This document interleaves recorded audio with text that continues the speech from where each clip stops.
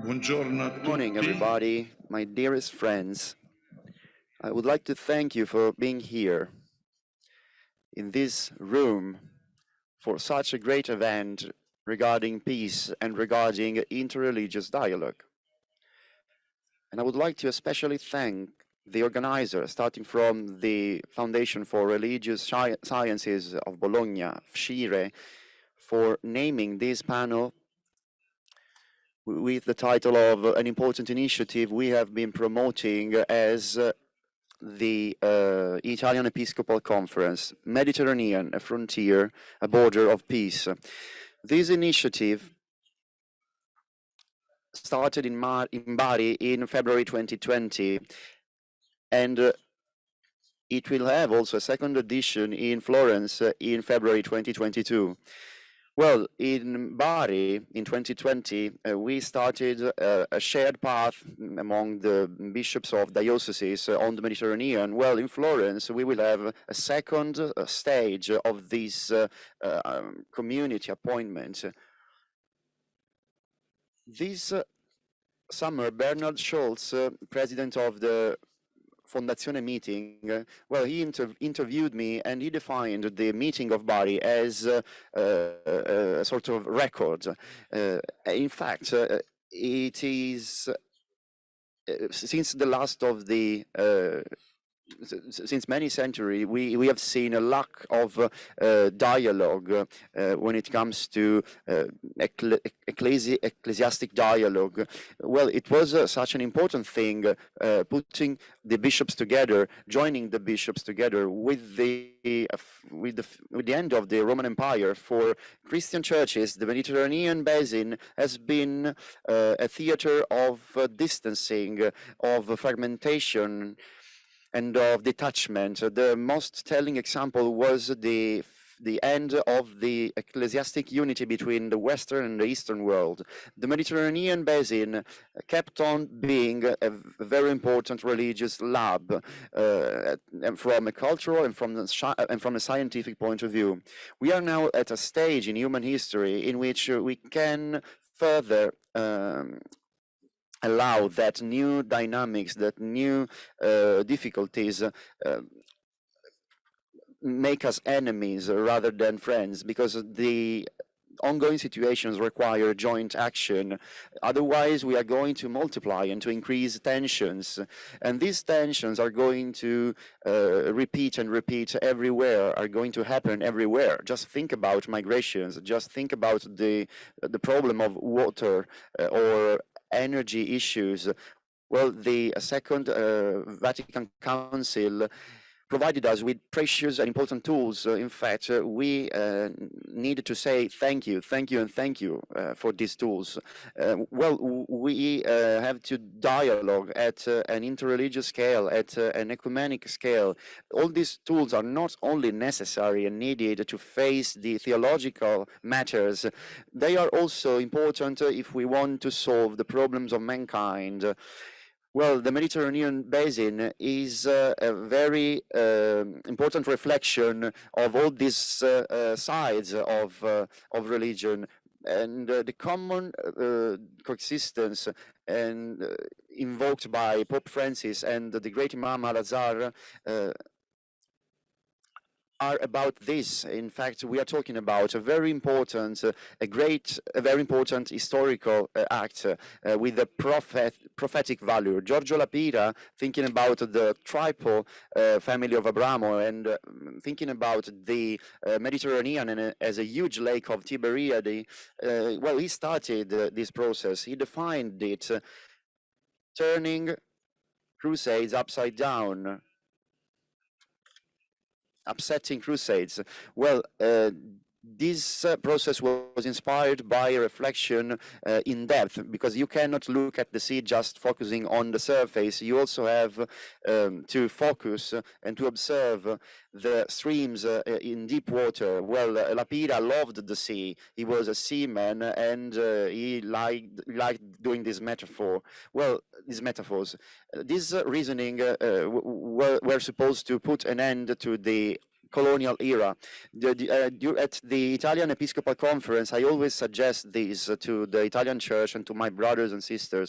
Well, the Mediterranean horizon, the Mediterranean basin is not just necessary if we really want to understand the social and political world, but also the ecclesiastic one.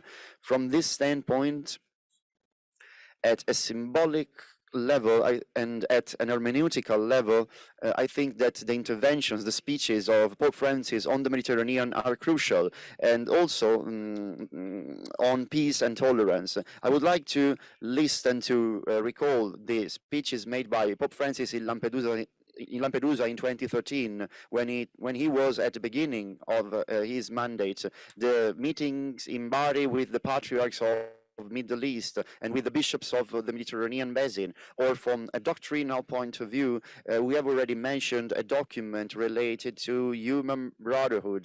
Well, think about his speech at the Naples conference in 2019, and let's recall all together the very simple and straight words that seem to come out of the very heart of the Pope on past June 13, when he was about to shed his tears, and he said that the Mediterranean has become the greatest cemetery in Europe, the bigger cemetery in Europe. These words are very important. They are extremely important because they shed light on very important issues that become even more significant here in such meetings like the one we are holding.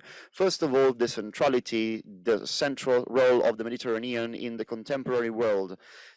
Today, the Mediterranean is not only a basin, a sea among three continents, but also a very important perspective, a very important standpoint from which we can look at the whole world. Lapira always said that Mediterranean Sea arrived till the Urals.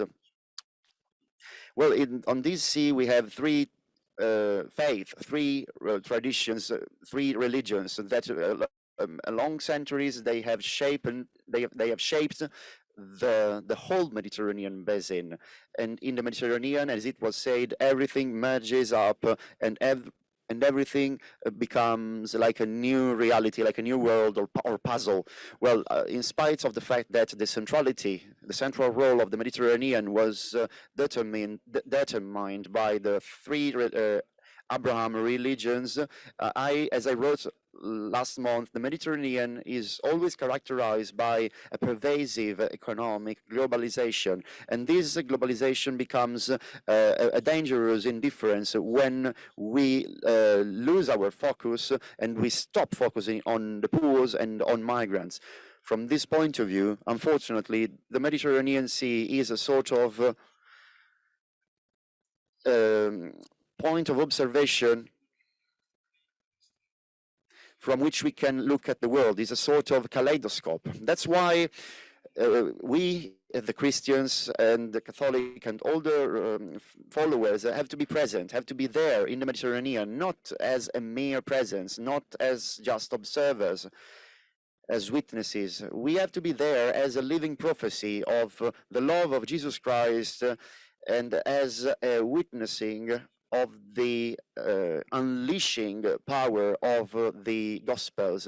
Only by doing so, only if we do so, only if we face these challenges all together, the three religions coming from Abraham, well, we can become a meeting point, a melting pot between peoples, between religions, and between traditions. This melting pot can change the story and the new present of the whole world, not only of the Mediterranean basin.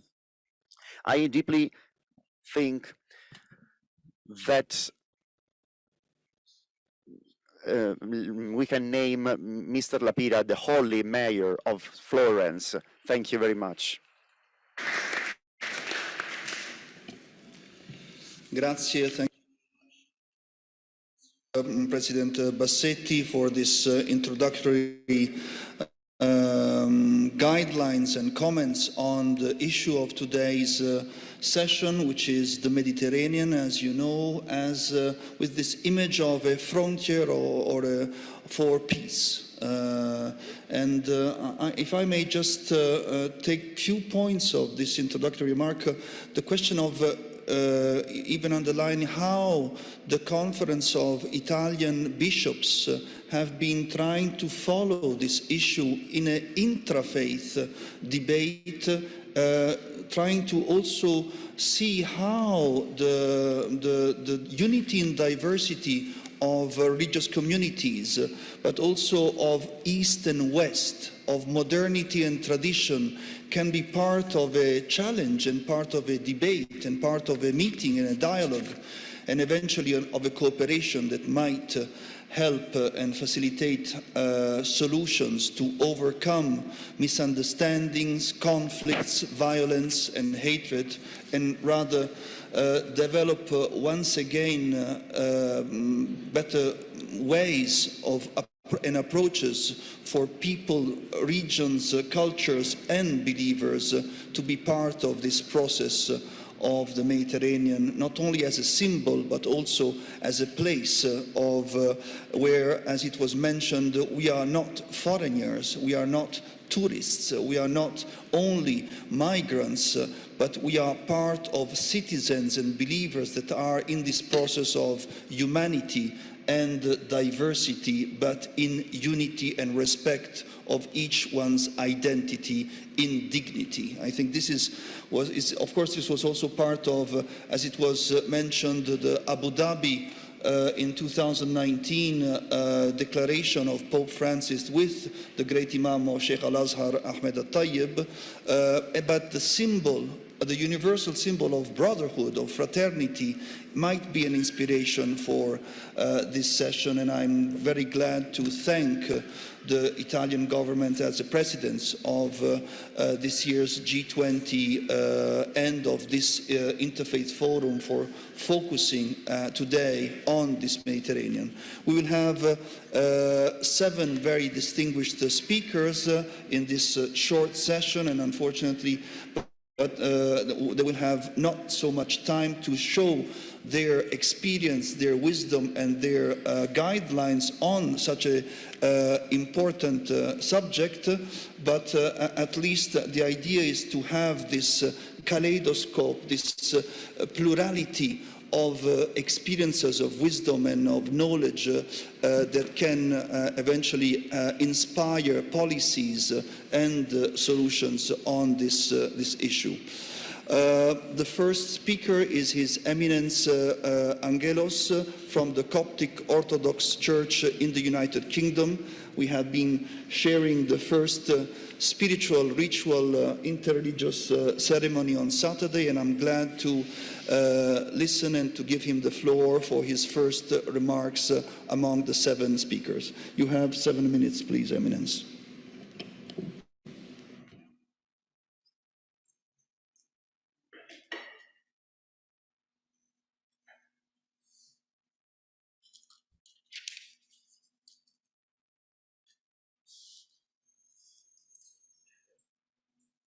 Your Eminence, Excellencies, dear sisters and brothers, ladies and gentlemen, it is an honor to be here with you and to address you, especially on such an important occasion. There is no greater time in living history than now, where we have realized the importance of coming together. Because for the first time in our living history, we have encountered a common enemy, even if it cannot be seen by the naked eye. It has become an enemy that has challenged us all. And when we speak about the Mediterranean, I'd rather not speak of a melting pot, but I would rather speak of a cumulative identity that has been built over generations, over millennia, where we have people of all faiths and none who gather together. The wonderful thing is you can see their shared culture, but you can also see their marked differences, which makes them who they are and which adds to this wonderful collaborative kaleidoscope of this artwork. I think when we first speak about religious persecution, we must realize that it is a phenomenon. It is not sporadic. It is not about a Jewish synagogue in Pittsburgh, or a mosque in New Zealand, or a church in Sri Lanka. It is an act against people of faith. And unless it is addressed as a global phenomenon, it will never have a solution. And as we have learned, as I said, over this past year and a half, that a global pandemic needs global collaboration. The healing we are talking about in this conference must be a healing that comes from a sense of respect and acceptance, not to be protected as a minority with minority status, but as one who is of equal citizenship, with all the rights and the responsibilities that come from that. And so we speak of indigenous religious communities, as is my own, as the Coptic Orthodox Church, being descendants of the ancient Egyptians, as indigenous people in Egypt. We have rejected the status of a minority. But what we seek is recognized citizenship of those who are indigenous people. It is a matter of humanity. It is a matter of people of religion and faith understanding that we have all been created in the image and likeness of God, and so we all bear an identical human dignity and sacredness of life that must be protected, regardless of creed or indeed no creed at all. And so this healing needs to come from that recognition. As we look around the world, we see the caliphate in Syria and Iraq still directing its anger at Christians. We see the Rohingya Muslims being persecuted in Burma. We see Uyghur Muslims being targeted in China. We see Christians in Kenya, in Tigray, in Nagorno-Karabakh, and around the world. We must lose this understanding that there is monopoly over victimhood, because we are all targets. There are acts of killing, acts of dehumanization. We must stop looking at small, incremental solutions. We must restore the dignity of humanity. I, as a person of faith, as a minister in the Church of God, see that that is my mission. Called into the ministry of my Lord and Savior Jesus Christ, who is and will continue to be the chief advocate of all humankind, even those who reject him. It is not my role then to distance people, but it is my role to act as an advocate. It is no longer about provision, but about prosperity. Not about protection, but about safety. It is not about survival, but about human dignity.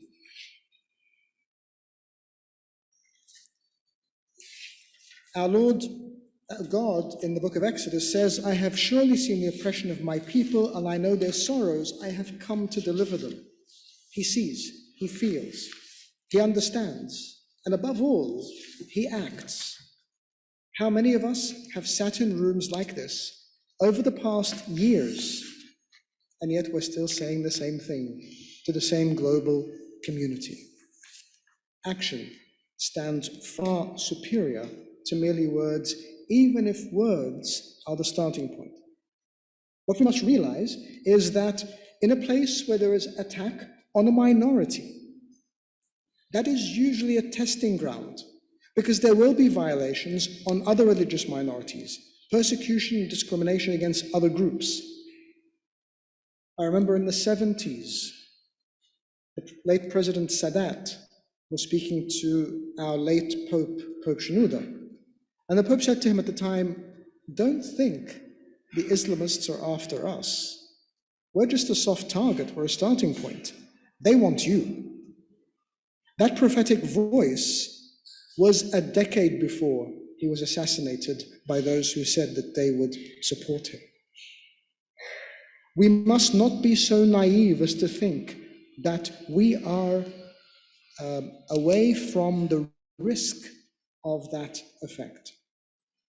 One of the greatest comments that I have seen from Neamola, he says, they first came for the socialists. I wasn't a socialist, so I didn't speak up. Then they came for the trade unionists. I was not a trade unionist, so I didn't speak up. Then they came for the Jews, and I was not a Jew. And when they came for me, there was no one left to speak for me. We must continue to speak for one another. As a result, in England, we have set up our advocacy office, Refsemi.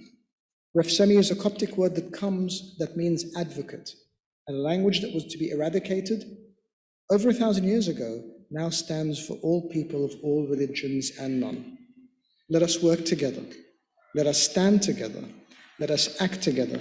Let us be intolerant together of intolerance. And let us be strong in our witness, cumulatively, in a shared stance, leaving tribalism, leaving nationalism, leaving self-interest, and realizing that there is one world and one people of God, and those are who we are entrusted with, and those whose safety and dignity is our responsibility. Thank you. Thank you, Eminence. Thank you very much also for giving, even in your high responsibility in the United Kingdom, in Europe, but also giving us also the example of what happened, unfortunately, in Egypt during President Sadat, and the prophetic vision you shared also with President Bassetti on how religious leaders and even political leaders share some visions and even guide possible solutions. And unfortunately, when these prophetic words are not listened and implemented, then you have these crises and conflicts. And again, also to underline the richness of an indigenous, multi-religious, multicultural identity. We have to recognize this and not do any speculation on minority issues, which was part also of the Abu Dhabi Declaration. Thank you again. Thank you for inviting us to be intolerant. The next speaker is His Excellency, a dear friend, Armando Barucco, ambassador of the Italian government to the Kingdom of Morocco, but also, if I may say, a very special diplomat that has the experience not only of serving in the Middle East, in the Mediterranean, but also to link the diplomacy with the knowledge of religion and international relations. Your Excellency, please. Oh, thank you very much, and thanks to the G20 of Religion for the invitation to this panel. And I feel humble having to speak after His Eminence Bassetti and His Eminence Angelos. And so what I will do, and I think is very appropriate, just to give a completely different perspective, of course. The perspective of a practitioner and of a diplomat who served my country for almost 30 years in several war zones, but also in the European Union. So it is a little bit a summary of my experience with regard to the subject of the panel. And there are a few points that I wanted to highlight, and there would be many more, but of course I will try to stick to the time that was given to me. First of all, I would like to say that before coming here, I came across a very small book that was among the books that I was supposed to read.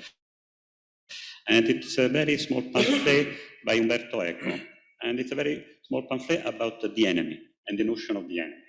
And in this very nice pamphlet, he described a little bit the construction of the enemy. And of course, for a diplomat, something like that is essential, in the sense that when you describe the enemy and you have to build the enemy, there is a concept that is extremely important, which is the concept of the border, and which is the physical, geographical demarcation between you and the other.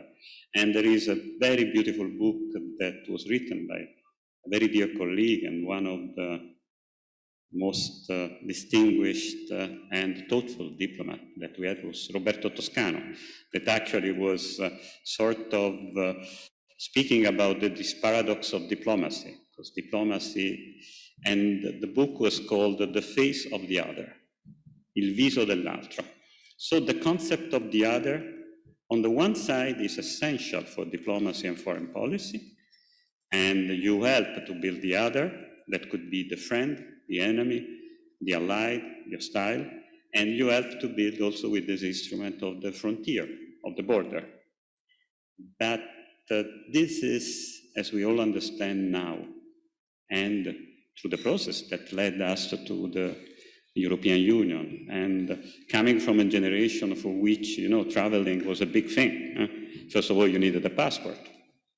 Not all young Italian students had the passport, and you had to do that, and the controls, everything was very complicated.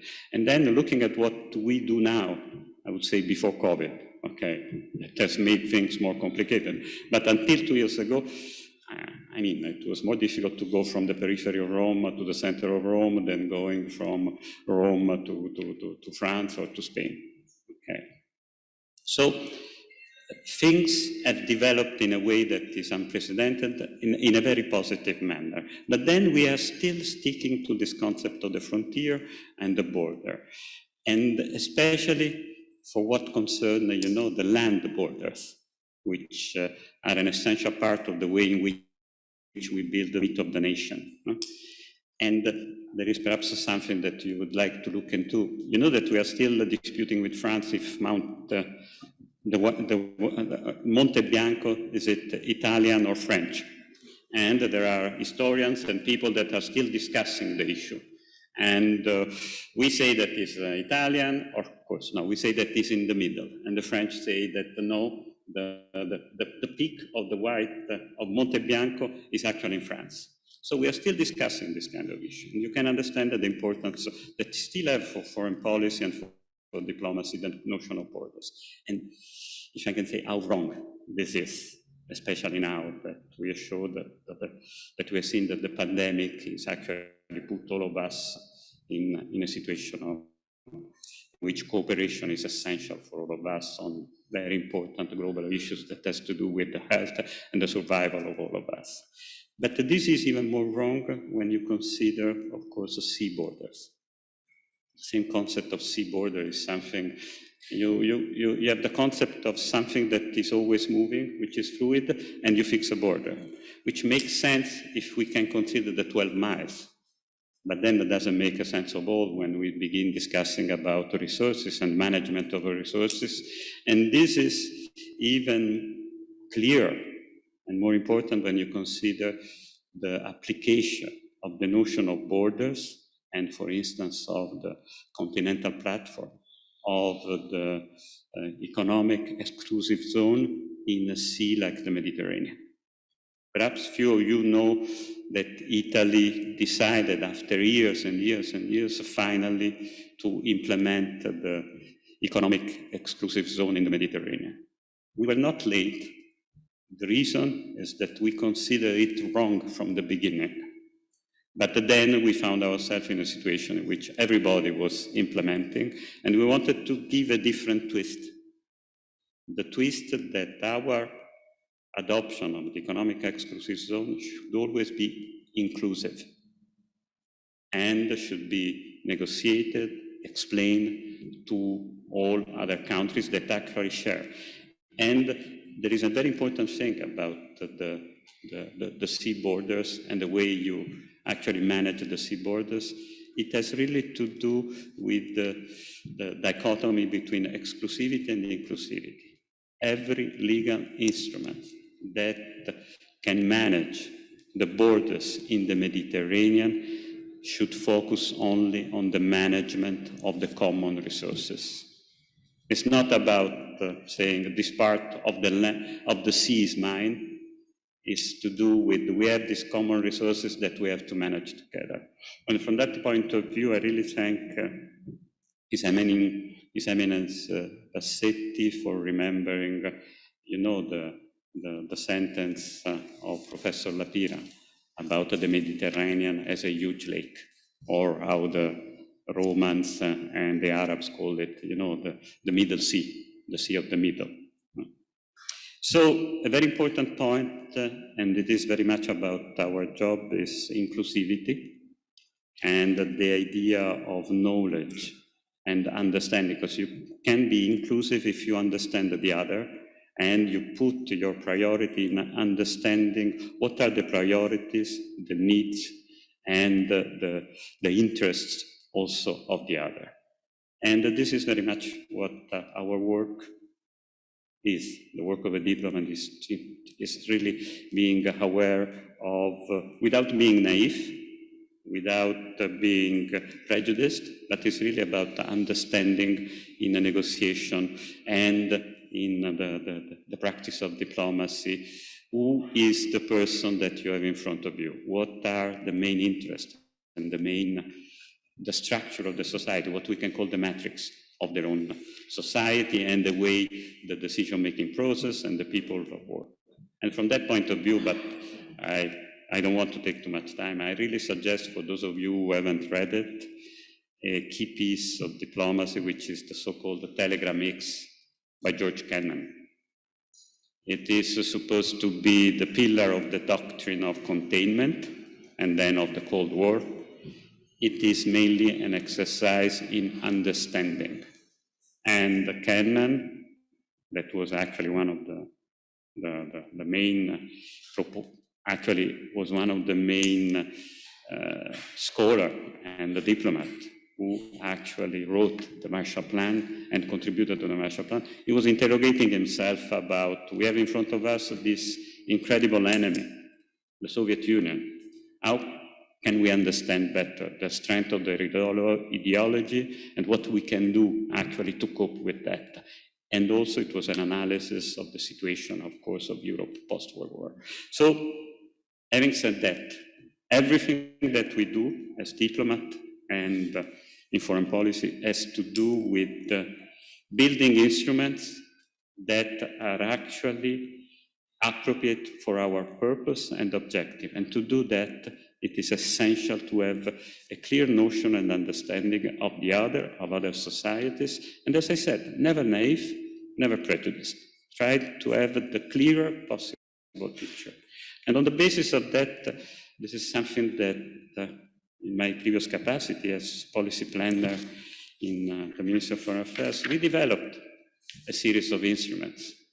And as the Italian government to face with the Mediterranean and the situation in what we called a little bit like Professor Lapira, the enlarged Mediterranean. This notion of the Mediterranean as a global hub in which the three continents are all interacting, Europe, Africa, and Asia. And these instruments, and I will just give flashes of what they are, and just then give you my conclusion. First of all, political and security. 1 minute, please. Water, yeah. First of all, political and security. Whatever we do must be in terms of multilateralization of any problem. And this is a little bit what we did in building the Med Dialogues Conference. And then economic. Whatever we do, we must take into account the numbers, as Beniamino Andreatta was always saying, and look at the number of trade and economics between the countries of the Southern Shore. Civil society. I talked already about Med Dialogues, but then everything that we do is based on understanding and cooperation, exchanges, etc. And just actually to always give this feeling that the Mediterranean is a sea of exchanges. And the last point that I want to make just has to do with one of the, I would say, most powerful instrument that we have for building the Mediterranean as a frontier of peace. And this is something that is new, relatively new, 20 years, the diasporas.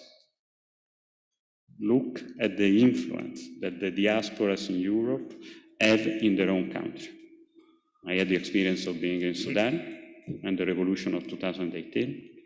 I am now in Morocco, and the role of the Moroccan diaspora everywhere, in France, in Spain, also in Italy, is actually the largest diaspora, is having an enormous influence in their own country for understanding of certain dynamics and values and the spreading of certain values and dynamics, both in Italy, for a better understanding, and in Morocco. And this is happening with all the diaspora living in Europe and in other countries towards their original country. And I would say that this is a sort of very silent revolution, a quiet revolution that is happening, that is making the two shores of the Mediterranean closer, and that is actually an essential contribution for this. And just to conclude, let me thank again Fondazione Scienze Religiose for the excellent work that they are doing for the organization of this event. And I would say that I share a friendship with Professor Pain and with Alberto Melloni for a long time. Every time he comes to me, he came to me in my previous capacity as policy planner with the new project, I was always playing the cautious side. Yeah. Is it possible? Can it happen? Can you do that? Every time I was wrong, in the sense that the European Academy of Religion, the Biblioteca La Pira, and now the G20 of Religion, all the projects have been successful thanks to the excellent team of the Fondazione Scienze Religiose. And I would say it's also a great contribution to a better understanding between religion, between cultures, and between people. Thank you very much. Thank you.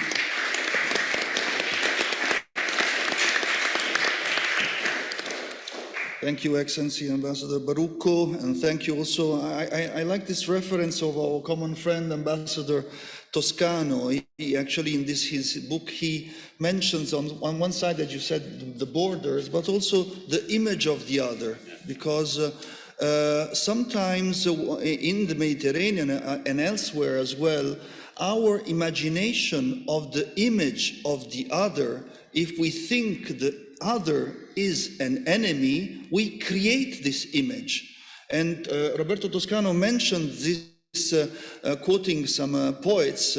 We have to be rather careful, and that's why I think the inclusive approach that was mentioned and the knowledge of priorities linked to the knowledge of different grammars according to the goals you want to set as a diplomat, as a religious leader, is very important. You cannot use the same grammar to be inclusive on anything. You need to find the correct grammar of your interlocutor according to the goal. And so this needs an understanding and training, and thank you so much.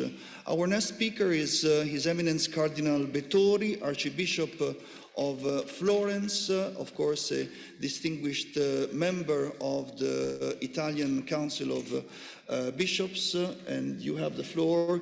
The former mayor of Florence, La Pira, has been mentioned as a mayor and as a person sensitive to interreligious dialogue. Now we have His Eminence, the Archbishop of Florence, giving us another angle of this same subject on the Mediterranean. Please. Ringrazio per l'invito che mi è stato fatto. Thank you for the invitation. I believe that the reason I'm here is as Archbishop of Florence, I am also a witness willing to pass on you a heritage. And speaking about Mediterranean, I want to pass on you the heritage of Giorgio La Pira, who in 1961 already, he said, we have to relaunch the idea of Mediterranean in a sacred and historical sense, and for a Mediterranean peace in view to shape the future of history, not only of the Mediterranean, of Europe, but the world as a whole. And I will continue to recall La Pira contributions. During his mandate, La Pira gathered mayors, believers from all parts of the Mediterranean. In 1973, he confessed that this was not his own idea. The inspirer had been the King of Morocco, Muhammad V. The Mediterranean problems require a single solution, which should be a shared solution. So call all the Mediterranean peoples to Florence, make them unite and pacify in Florence. That's what Muhammad V told me in 1957 on Piazzale Michelangelo, looking with a contemplative and almost prophetic eye at the liberating, pacifying, and united beauty of Florence. We boldly accepted the invitation and cast the net. That's what La Pira said. This is quite interesting how La Pira became interested in the Mediterranean, which took inspiration from Muhammad V. From the very beginning, however, La Pira was clear to La Pira that it was not a matter to addressing the common problems of this area of the planet, but of relaunching from Florence the divine and human message of which all peoples of the Mediterranean are in some way bearers for all the peoples of the world. Through an analogy with the Lake of Galilee, the Yam Kinneret, so often quoted in biblical texts, La Pira recognize a common historical mission to peoples and nations living on the shores of this mysterious and large lake of Tiberias that is called Mediterranean. Such a mission, according to La Pira, is made up by three elements: religious element uniting the three monotheistic faiths, Jews, Christians, and Muslims, the family of Abraham. Then second element, intellectual, artistic, metaphysical, and philosophical element, having its roots in Greek and Arab thought. And finally, the juridical, legal, and political element that stems from the Roman law. This is then the divine and human, religious and civil heritage that we, as peoples of the Mediterranean, according to La Pira, we have the task of preserving. A heritage from which a very precise idea of man and universal brotherhood is born. Attention to the dignity of every human being, especially the most vulnerable and without defense. The drive, the thrust towards dialogue and encounter among peoples, care for creation as a common home. These are the main values that the countries of different shores of Mediterranean together have disseminated in the world. Still, I quote La Pira: the Mediterranean man, the Mediterranean civilization, the Mediterranean spirituality, and the Mediterranean culture that have taken their roots along the shores of this great lake of Tiberias still have and will preserve also in the future a permanent function in order to contribute to building the new history of the world. Before all this, before doing this, the Mediterranean needs to be transformed from a moat dividing peoples and cultures to a great lake around which civilization flourish and meet.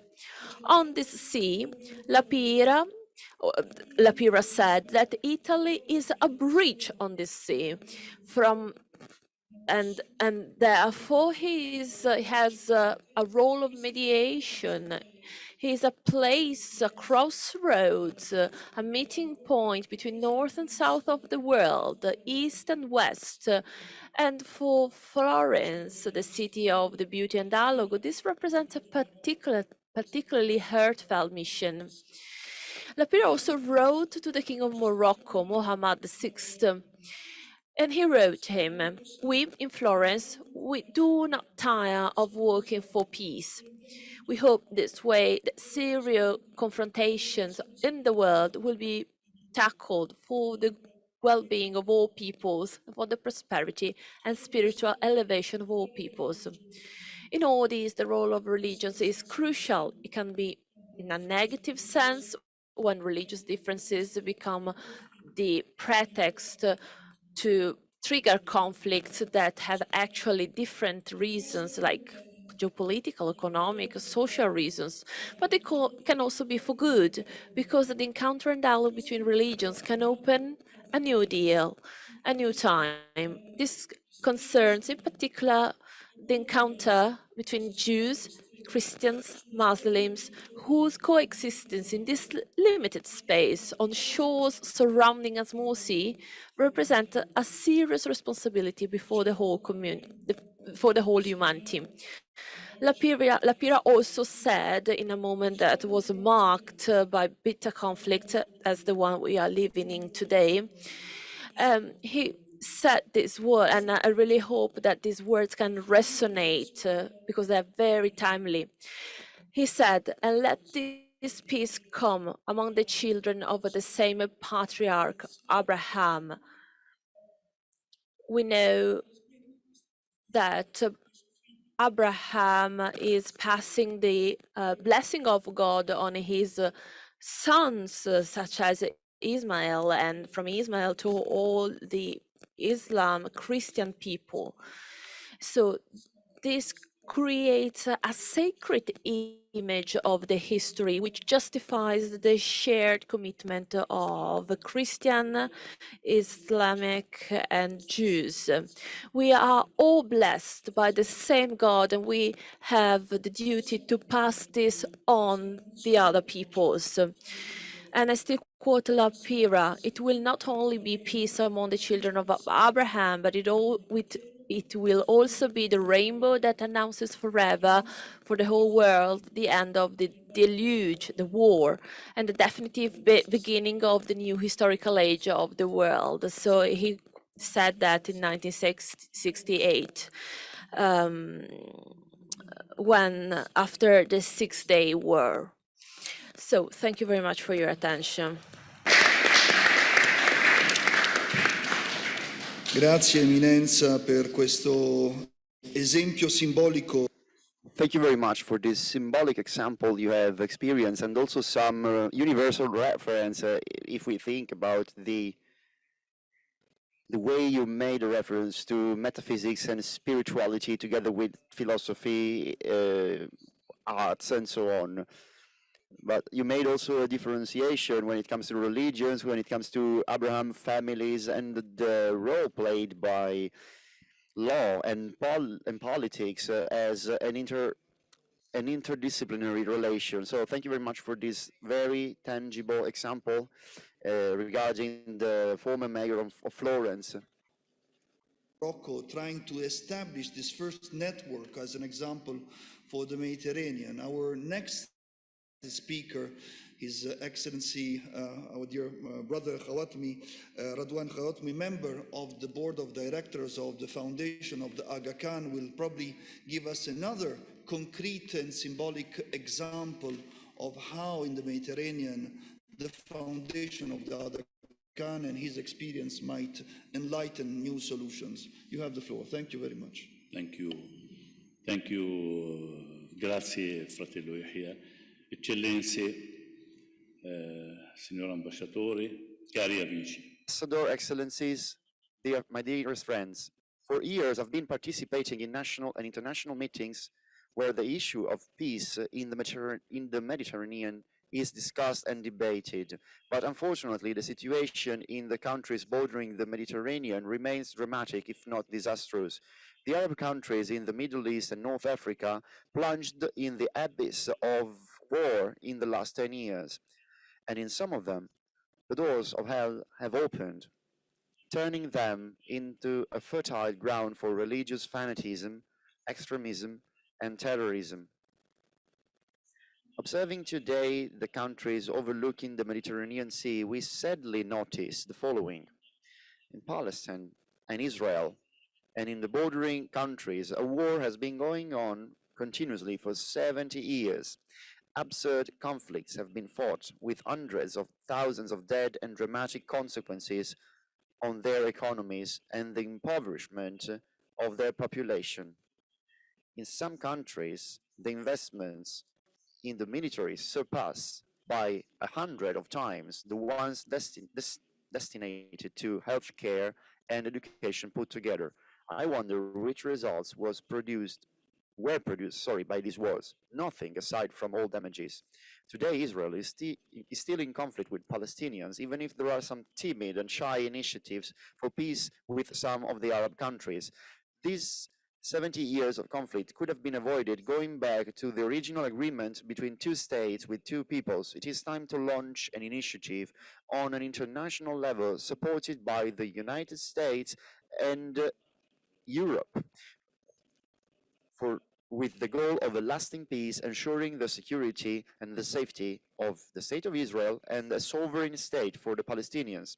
In Syria, we had the worst civil war in history with 1 million dead and 12 million refugees that are living in camps in inhuman conditions. 10 years of civil war determined the economic and social destruction of Syria, including its infrastructures.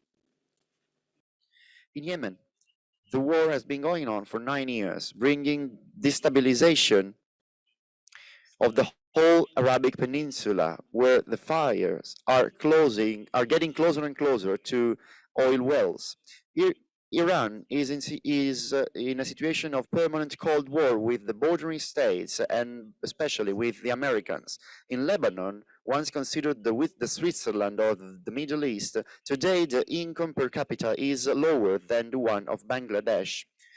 In Iraq, after the departure of the United States, the country cannot find its balance and the economic and social situation is dramatic, even if the country is a great producer of oil.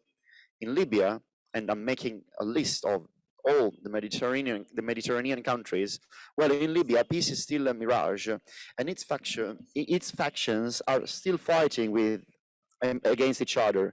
And if that was not enough, the Turkish army has now arrived to play a destabilizing role. Tunisia cannot find a social and democratic equilibrium, and I'm afraid that soon it will head towards a civil war. In almost all of the above countries, there is one thread that connects their destinies and that can save them. And this thread are the United States of America. This great international superpower has the keys to establish a lasting peace in the Mediterranean, if they want. America has the economic, social, and diplomatic means, and if necessary, also military power to enforce a right peace between all the countries in conflict between them. America understood perfectly that no military solution can ensure world peace. Afghanistan is a recent example which testifies this statement. In 20 years of American occupation in Afghanistan, they could not obtain any results through military actions. American forces had to abandon the countries and they have to leave the country in the hands of improvised Taliban forces, destabilizing the country with dark international scenarios. In this dramatic scenario in the Mediterranean Sea, I ask you to join your voices to mine to launch this following Manifesto of Bologna to the President of the United States, Joe Biden. Mr. President Biden, I send you this vibrant appeal that your great country promotes and sustains a peace initiative in the Mediterranean countries. You tried with military actions, wars, and sanctions in the last 50 years, and you saw the poor results you obtained. Today, I ask you to try the road of negotiations, of diplomacy, and compromises and agreements, a sincere aid for the development by promoting supports towards democracy and freedom. I ask you, Mr. President, to delete the unfair sanctions on Syria promoted by the previous American government, where the real victim was the Syrian population, because these sanctions created suffering, poverty, and injustice. I ask you to promote actions for a different, lasting peace between Israel, Palestinians, and Arabs. The United States of America are unable to guarantee the respect of these initiatives for a fair peace between both people, erasing several centuries of war and suffering. You invested $1 trillion in the last 20 years in Afghanistan, losing also thousands of your valid soldiers and brave soldiers. With half of this amount, you can turn the Mediterranean in the sea of peace and prosperity for millions of human beings, and consequently, you will allow growth of democracy and freedom. So, may the arms and weapons industry go to hell. So, Mr. President, these industries should convert their activities in new labs for research in healthcare and in the production of clean energy, alternative energy, while maintaining intact their profit margins, or even higher than now. My heart beats with joy for the opportunity to deliver you personally this manifesto for peace of Bologna, if you, Mr. President, would like. May God help us start a new era of peace.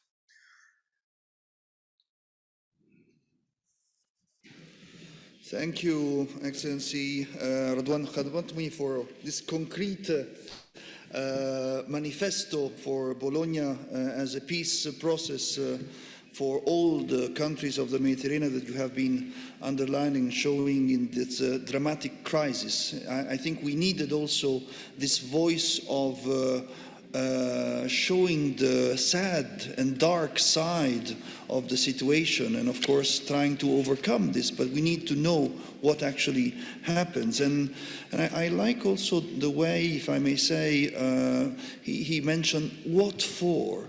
All these conflicts and wars, what for?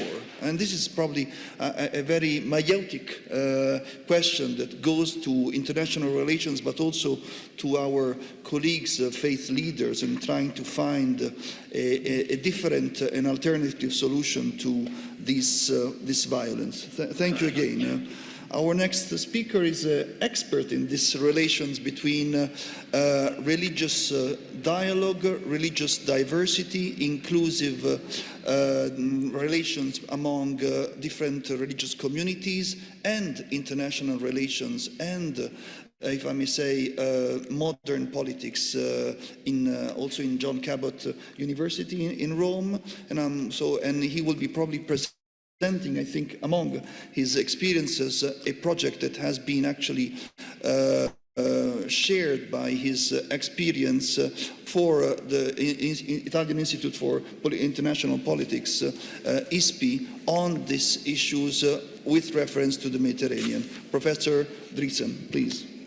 Thank you very much. Good morning, everyone. Great to be here with this panel with good friends and colleagues. So, as Yahya mentioned, I'm technically a political scientist. I'm based in Rome, and I'm a scholar of religion and global politics. And I want to present to you some ideas from a recent volume that I've just published with two colleagues of mine, Fabio Petito and Fadi Dao. I have the volume here, so a little bit of publicity, which highlight the ideas of human fraternity and inclusive citizenship as key concepts that we see emerging from recent interreligious engagement efforts in the Mediterranean. The volume seeks to articulate what we see as the real political and religious dynamism that characterize these ideas, and which we argue contain important policy content and potential for models of development and peace building in the Mediterranean. We make a few basic claims in the volume about the growth of interreligious engagement, which is a term that we use purposefully as a policy strategy employed by states for interacting with religious communities. The inclusion of a religious dimension to policymaking in the region represents an important breakthrough, and we wanted to try to amplify that for a broader audience. The nature of the publication itself, which was co-sponsored by a policy institute, namely ISPI, a formal governmental office, namely the Italian Ministry of Foreign Affairs, and an interreligious foundation, the ADIAN Foundation, speaks, we think, to the attractiveness and the potential inherent in these new trends, and which we're trying to track. And we think we'll hopefully have some salience for projects like the G20, the Bishops' G20 being proposed here today. So that's a little bit of an introduction. With the left of my time, I want to do two things. First, I want to say something about how we interpret the growth of interreligious engagement dynamics in the Mediterranean. And then second, I want to say something about why we see human fraternity and inclusive citizenship as policy-rich concepts. So in the report, we link the growth of interreligious engagement to a number of different interlocking dynamics that are both geopolitical, religious, and social. From a geopolitical perspective, we can observe a decades-long process of institutional innovation as states in both Europe and the MENA region have attempted to respond to what they perceived as security concerns with religion. And they responded by getting innovative when it comes to religion. We see in Europe and the United States new ministerial positions for outreaching, for interfacing with religion.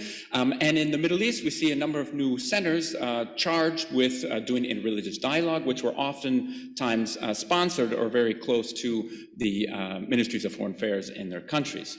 Now, one thing I want to note is that the interreligious form of these initiatives is important, and it helped provide states a way to counter narratives of violence, disassociate religion from violence without adopting aggressively secular frameworks. From a religious perspective, we think that the growth of interreligious engagement also reflects the efforts of religious authorities across the region to rebuild credible religious voice, both organizationally and theologically, including by taking clear positions against the logic of religious violence and exclusion. These efforts could also be linked to a longer ongoing historical process internal to both Islam and Christianity and other global religious traditions, as they've tried to confront and understand the position with regards to late modernization. Now, the strategic positioning that's inherent in some of these initiatives has led to a number of suspicions or criticisms about interreligious engagement, particularly as a potential instrument or means to preserving the interests of both religious and political elites. That's an important criticism. But I think it also tends or sometimes tends to miss some of the substantive growth of ideas and practices like human fraternity and inclusive citizenship. And the broader project engaged by various multiple religious traditions to come to terms with modernity, late modernity, in ways which preserve a strong religious account of society and politics. Finally, we also recognize a social rootedness to the development of interreligious engagement in the region, which we particularly link with dynamics around the Arab Spring. The combination of these multiple impulses helps to explain the shift, we think, that we see over time in the region and how interreligious initiatives have moved, particularly policy-oriented religious initiatives, have moved from a more defensive or really ad hoc and emergency-driven initial position, which was primarily focused on disassociating religion from narratives of violence, to taking the initiative on more comprehensive proposals for political development. The Marrakesh Declaration, the Al-Azhar Declarations in 2012, 2017, some of the work of Qaisid, the 2019 Human Fraternity document we think are emblematic in this regard. It's interesting to note that there's almost a stone that the builders rejected logic at work here. In a moment of religious crisis, when religious leaders in particular were accused with facilitating conflict and violence, religious and interreligious leaders have responded over time gradually with this construction of thicker proposals for development and examples of multi-religious collaboration.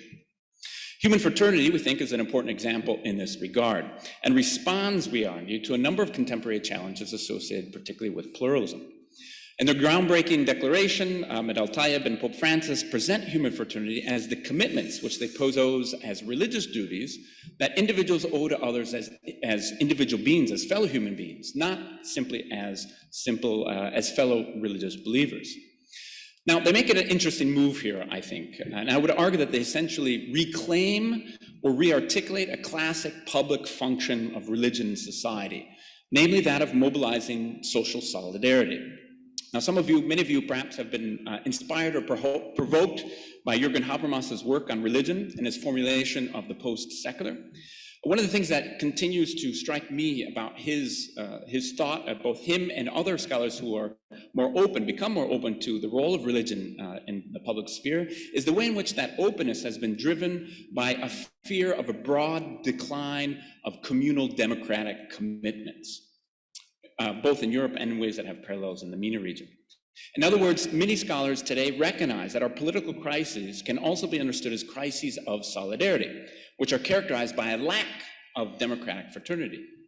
Now, in response to these crises, Tayyip and Francis charge religious communities with motivating social solidarity beyond the individual and beyond the sect and as religious duties. And so in doing, they pose human fraternity as the necessary flip side of diversity, and they embrace pluralism as religiously desirable, as willed by God and his wisdom, as they write. For its part, the growth of inclusive citizenship as a model of political development is also the result of several intersecting dynamics.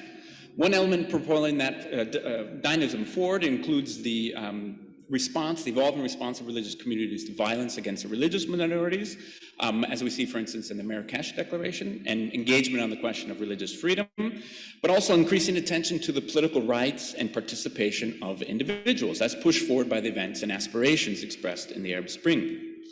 In this sense, inclusive citizenship, as it is often used in interreligious discourse in the region, reaffirms basic commitments to citizen rights and liberties, but it also seeks the more active inclusion and participation of the various religious and social others and their ideas in public life. In my perspective, I think, recalling Jacques Maritain, inclusive citizenship represents a more integral understanding of citizenship and a more integral understanding of pluralism in this sense. One of the most interesting and important aspects about the emergence of an idea of inclusive citizenship within interreligious discourse in the region has been how it has been embraced, particularly in interreligious narratives in the Middle East, as the solution to religious crises and religious pluralism. Faced with the question of religious minorities, of religious and political instability, of the Arab Spring, of the Islamic State, of religious conflict, the strengthening of citizen rights and support for citizenship formation has been posed as the answer. And it's an answer which is posed as being coherent with an ideal of religious flourishing and religious renewal, and which is stabilized by it. In this sense, therefore, there's an important religious dimension which links the promotion of citizenship to the promotion of fraternity, and which also begins to reveal its profound and specific Mediterranean character. As the Secretary of State of the Holy See, Pietro Parolin, has recently written, these religious dynamics which link citizenship. Questo inizia a rivelare delle specifiche dinamiche per quanto riguarda la fraternità umana e una cittadinanza inclusiva, soprattutto per quanto riguarda le ultime ondate di migrazioni. Dunque la cittadinanza è il culmine del documento sulla fraternità umana, ma è anche un requisito che si riferisce ai paesi del Mediterraneo e della sponda nord del Mediterraneo. In conclusione, Interreligiously rooted, open understanding of community and diversity, one which draws on new positions of religious pluralism and freedom, and which invites religious and interreligious actors to exercise their public social responsibility as co-authors of political and social life. Therefore, they represent a welcome attempt to construct a religiously meaningful and politically balanced approach to public religious engagement, and carry the promise, we believe, of a new realistic politics of hope for the Mediterranean and beyond. Thank you very much. Thank you.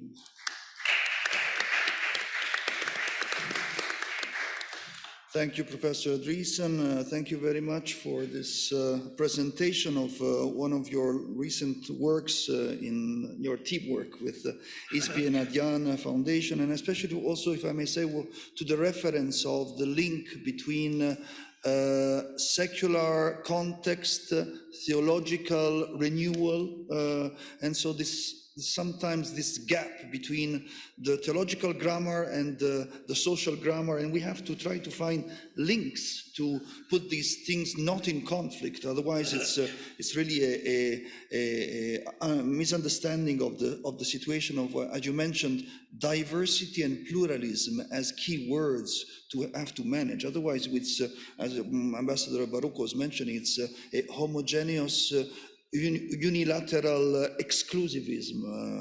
Thank you very much. I think our next speaker, who is a very fine diplomat, ambassador of the Lebanese Republic to the Holy See, His Excellency Farid Ilyas Al-Khazin, will be helping us. A reference was given by His Excellency Khawatmi on Lebanon, and we pray and we hope and we are looking forward to listen to your speech coming from Lebanon and in your role as a diplomat to the Holy See. Please. Well, thank you for the introduction. I will address the subject matter, namely Mediterranean and the frontiers of peace, and we'll begin with the Mediterranean in general, move on to Lebanon, and then back to the Mediterranean and its conflicts.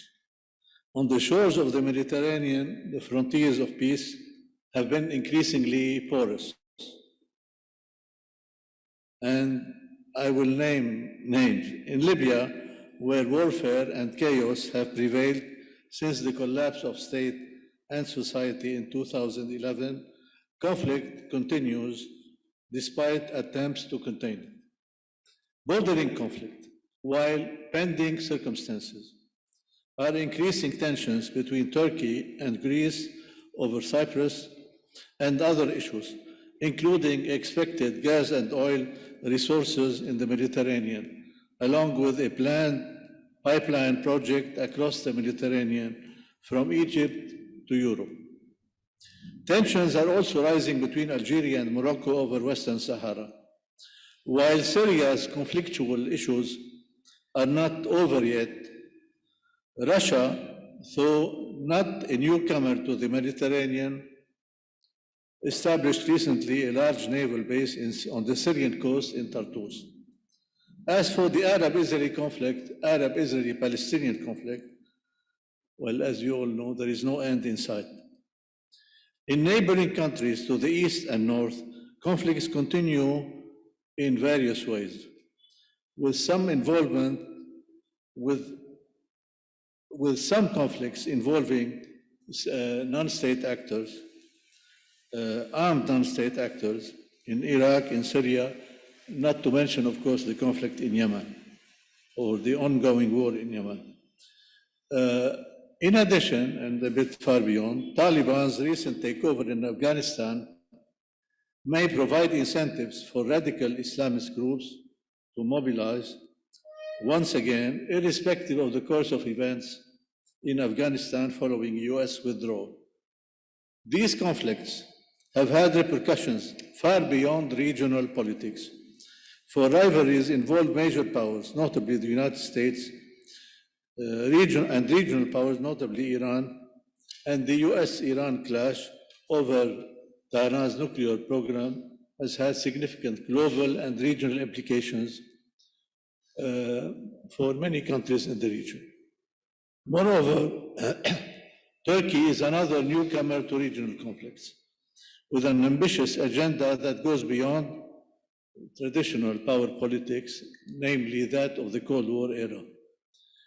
Turkish involvement in Syria is well known, and also in Libya and in the recent Azerbaijan-Armenia war.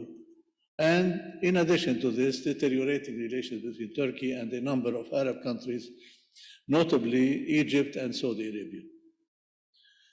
And needless to say, in Taliban-ruled Afghanistan, Turkey and Iran will not be content to be on the receiving ends of events.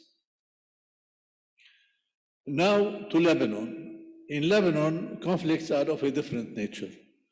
Unlike the war years, 75-90, when the country was an open battlefield for regional and internal warfare, Lebanon today is not a war zone. There is no war or eventual armed conflict in Lebanon. And more important, despite internal differences on various issues, and there are many of them, no Lebanese party has sought armed conflict, and indeed quite the contrary, avoiding violence of any kind has been one of the issues on which Lebanese political and religious leaders agree and seek to preserve. This is on the positive side. But Lebanon, of course, has been beset by multiple crises since 2019.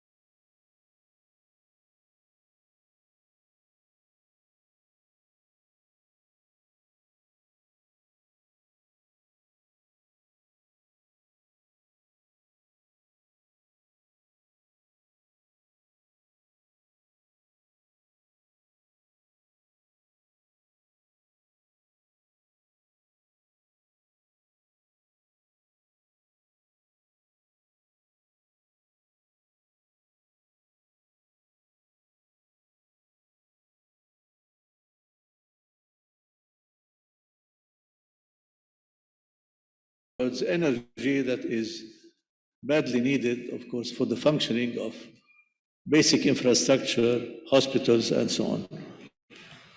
So economic crises have been aggravated by political deadlock since the resignation of the government. But now the good news is that we have a new government. Few days ago, we've had a new government. And I hope that this new government will be acting according to a roadmap and will eventually, I believe, get some assistance and funding from from the international community in general and institutions like the IMF and the World Bank.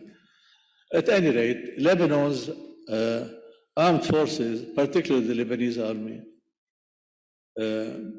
is still in place and functioning, unlike many other institutions that have been dysfunctional for various reasons. I will not speak about the pandemic and its grave impact on the country's health sector and so on. Another grave problem or pressing issue in Lebanon has been the presence of a large number of Syrian refugees, about 1.5 million since 2011, roughly about 30-35% of the Lebanese population. Fewer refugees have went back home, have returned to Syria, and most are established in Lebanon, where they work and receive funding from international donors. And many commute back and forth between the two countries. Thus, these refugees fail to qualify as refugees according to the well-known definition. Anyway, on the Syrian refugees in Lebanon, the international community has opted for the status quo, to the detriment of both refugees and their hosts, at a time when the deteriorating living conditions in Lebanon is a recipe for potential problems.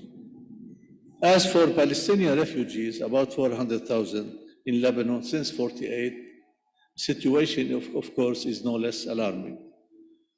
To make things worse, a massive explosion devastated the Beirut port and its residential surroundings on August 4, 2020. It resulted in the killing of over 200 people, injuring over 6,000, and more than 600,000 became homeless, in addition to massive destruction of properties. Equally tragic have been attempts to hamper justice and to derail the investigation into the explosion. Excellency, 1 minute, please. The international community has been actively involved in several initiatives to help rescue Lebanon from this debacle, notably France and the Holy See. And Lebanese army has been the prime beneficiary of foreign aid from several countries, US, Europe, Arab, and others, while NGOs have been the main vehicle for international assistance, especially after the port blast. And now with the new government in place, I think there will be more action or more effort toward dealing, especially with problems having to do with infrastructure. And on a positive note, Lebanese society has shown significant resolve and solidarity, transcending communal allegiances and interests. And this is what can be built upon in due time. In fact, the October 17, 2019 uprising was a spontaneous popular response which triggered unprecedented opposition to government. It brought together people from all walks of life, from all regions in the country, political affiliations, and within all confessional groups. But beyond geopolitical considerations and power politics, Lebanon's survival is akin to a mission proclaimed by Pope St. John Paul II in 1989. Accordingly, Lebanon is viewed as a country carrying a message, that of freedom and a model of pluralism for both East and West. In the same vein, Pope Francis referred to Lebanon as a small yet great country, and he added, a universal message of peace and fraternity arising from the Middle East. And this was in the recent meeting of Lebanon's church leaders convened by Pope Francis in the Vatican on July 1st, 2021. Lebanon indeed is small in size, but it's the only country in the region where Christians and Muslims, individuals and groups, not only live together, but they do so at their own free will, and where religious freedom is as part and parcel of Lebanon's traditions and culture. And in Lebanon, unlike in other countries, tolerance and encounters in everyday life between people of different religious backgrounds and denominations is genuine, that is not enforced or imposed by the state. But despite, of course, conflicts and setbacks, Christians and Muslims in Lebanon have learned to accept each other. In Arabic, we call this al-aish al-mushtarak, at a time when radicalism and violence have swept the Middle East in recent years. It is also in Lebanon where Christians, Catholic, Orthodox, Protestant, and Muslims, Sunni, Shia, Druze, Alawite, of all denominations, historical and cultural backgrounds, are free to express themselves politically and otherwise. Thank you, Excellency. We need to conclude. Seeking peaceful coexistence along our shared Mediterranean space is worth pursuing in Lebanon and elsewhere, at a time when bridges of tolerance and moderation linking the Middle East to Europe are increasingly in short supply. And to conclude, it's in everybody's interest to prevent turning the Mediterranean into a war zone at a time when delimiting maritime border lines between states in disputed areas floating on gas and oil is cause for concern, as is the case between Lebanon and Israel, as well as between Cyprus, Turkey, Syria, and Greece, and maybe other countries.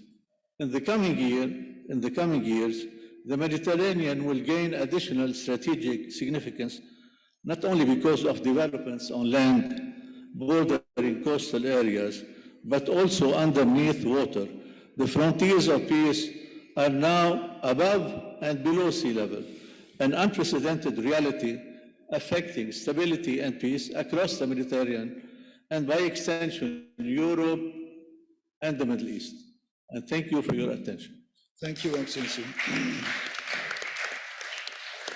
Thank you again for giving us this example on at a wider situation and also concretely on Lebanon. I remember in Beirut, Christians and Muslims joining prayers with this symbol of Mary and trying to somehow inspire citizenship also through this brotherhood and ritual devotion.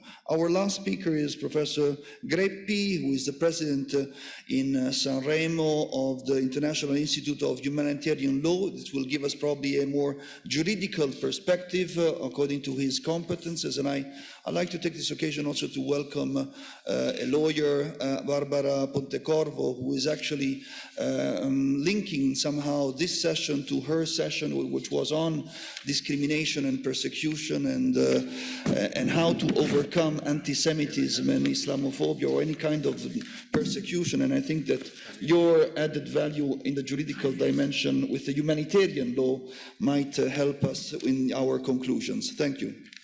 Thank you very much for giving me the floor. I am very much conscious of being the last obstacle between you and the basic human right, which is lunch. So I'll try to stay within the time limits I was given.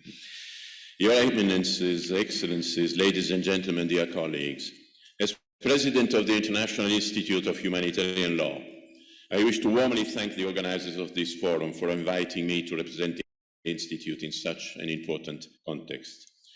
The Institute is an independent, non-profit humanitarian organization established in 1970 in Sanremo, Italy, by a group of distinguished lawyers, in a period in which the international community was launching a new diplomatic initiative aimed at the enforcement of international humanitarian law by the adoption of new multilateral binding instruments, new conventions, the Geneva Conventions and the Geneva Protocols.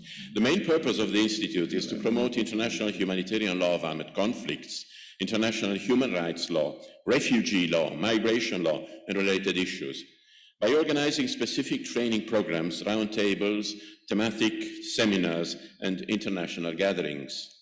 During more than half a century of activity, the Sanremo Institute has built a global reputation as a center of excellence in the field of training, research, and dissemination of humanitarian law and human rights through the organization of hundreds of courses, which involved more than 20,000 participants.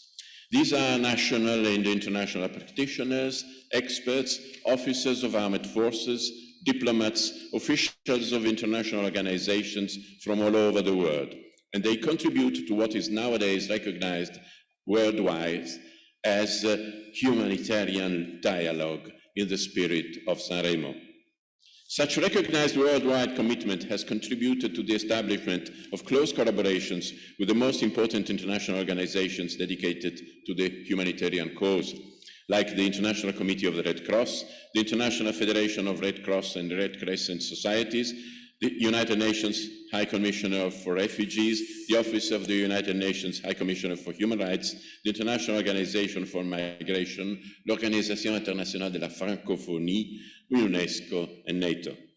Against this background, the Sanremo Institute has always been aware of its Mediterranean vocation, not only due to the astonishing landscape that you can admire from our offices in Villormont, but above all because of the complex issues that are dealt with in the framework of its training activities, with particular regard to the international legal framework of migration flows and the protection of vulnerable groups and categories of people. Over the years, the Institute has indeed increasingly developed its offer of training programs, conferences, roundtables, and workshops conducted in different languages: English, French, Italian, and Arabic. Activities have been hosted in Sanremo and in many EU and non-European countries, including some countries of the Mediterranean, such as Tunisia, Jordan, Lebanon, Egypt, and Libya. This effort responds to the need of providing government officials and military officers with adequate knowledge on the existing international legal framework that protects and safeguards the life of civilians in armed conflicts, internally displaced persons, asylum seekers, refugees, and vulnerable people in general, particularly in areas of the world strongly affected by conflicts, and crisis situations causing large movements of people and more generally threats to human lives. They have been mentioned before. More recently, the attention of the Institute was raised also toward needs of promoting the respect of human rights and fostering a peaceful dialogue, not only among different populations, but also within different societies. Many initiatives already exist worldwide and in Europe in the field of peace education. Many of them have a religious inspiration. Unfortunately, they often exist back to back. Fragmentation is the rule, and collaboration is not frequent. Within this framework, the Institute contributed to the establishment of the Education Inspiring Peace Laboratory. The idea initially emerged in 2016 with the objective of creating an international hub in Sanremo to generate synergies among initiatives and networks with diverse cultural backgrounds and to assemble the critical mass to reach the desired impact on education systems. The impetus came from the Paris Declaration following the terrorist attacks in 2015, and the opportunity came in 2017 from an EU Erasmus grant for a project which involved the Institute, the University of Modena and Reggio Emilia, and a few important European partners, with the primary objective of developing research and training activities for the benefit of teachers, educators, students, policymakers, and providing scientific analysis and support for the development of education and cultural policies at different institutional levels within the European Union. As a concrete follow-up to the project, there was the final and formal establishment this year of the Education Inspiring Peace Laboratory at the initiative of the Institute and some relevant European partners. Among the first outcomes of the work recently done by the EIP Lab, available for consultation on the website, are cases of good practices in school and in formal education, a competence framework for peace educators, benchmarking tools for schools and public policies. Furthermore, several projects in the fields of peace, games at school and in informal education, social inclusion of migrant children, citizenship education, policy labs for migrants integration are already in place and involve many important institutions in Europe, among which the Côte d'Azur University in Nice, the Maltese Ministry for Education, the Vienna Forum for Democracy and Human Rights, and the Forum of European Regions for Research, Education and Training. To conclude, knowing and sharing peace education approaches in the Mediterranean region and increasing their impact on the new generations is, in the EIP Lab view and the Institute's view, a key element for a long-term peace dialogue in the Mediterranean. For this reason, the firm commitment to establish new collaboration projects in this area exists, and this forum may certainly offer the opportunity to do it. In general, the International Institute of Humanitarian Law confirms its strong commitment to continue to be an institution of education and training, where free and open debate can take place and where people can find common ground in their desire to further the implementation and observance of IHL, of refugee and migration law and human rights, always in what we continue to refer to as the spirit of Sanremo. Thank you.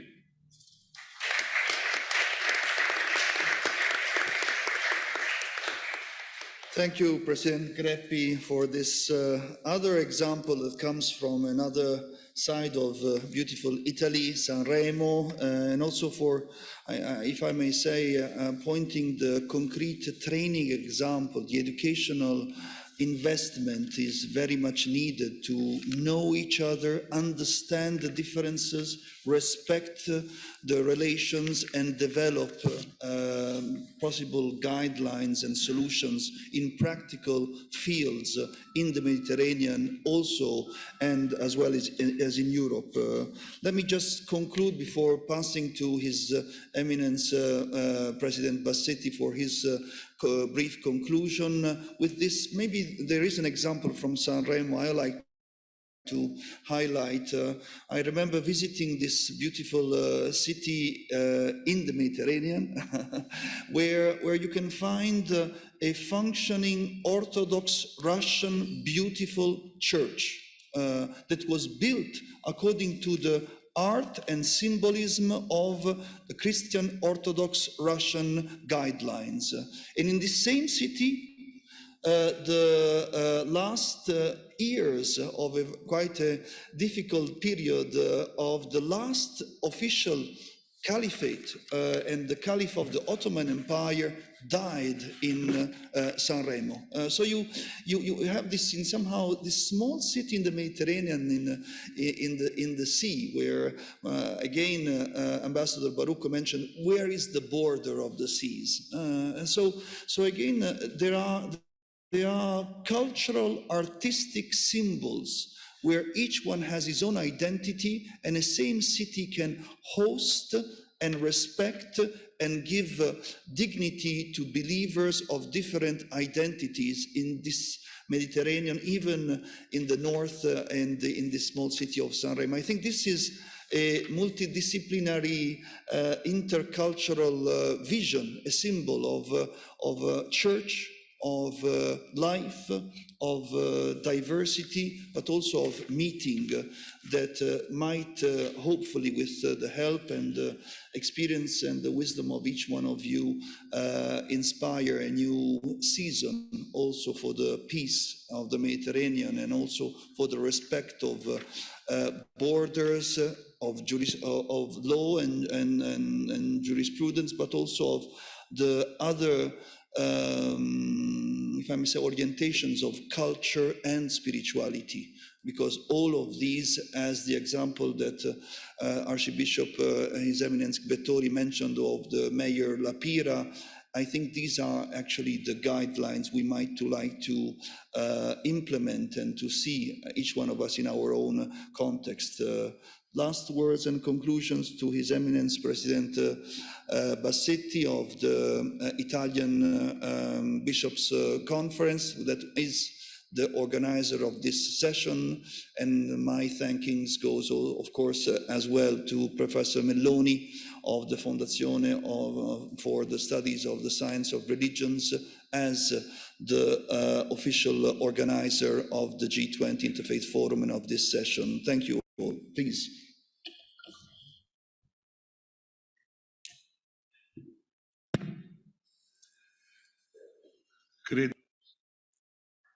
I think that it is extremely difficult summing up these speeches and these interventions, which have really paid an important contribution to today's proceedings. And many of them have been very complex. Summing up all these would be like trying to stick a needle in a funnel, because it has been like a funnel of proposals and of new ideas. So we will need time to analyze and to reflect on these many things that have been said.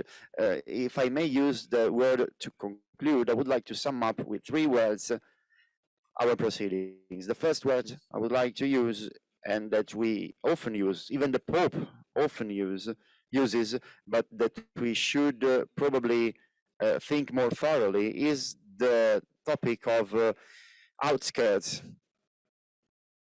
We need to get used to take a look at outskirts, because today we desperately need this look at outskirts, this focus on outskirts, because only in the outskirts, only in the suburbs, only away from the center, we can do something tangible. We are too used to focus only on the center, but we should rather focus on other realities, the world of outskirts. And we need to accept that these other worlds are complex, are made of different issues. So if we do not accept the polarity and the very diverse reality of outskirts, we will never create authentic and real cultural processes. So this is a quote by Pope Francis, but I totally share his view on that.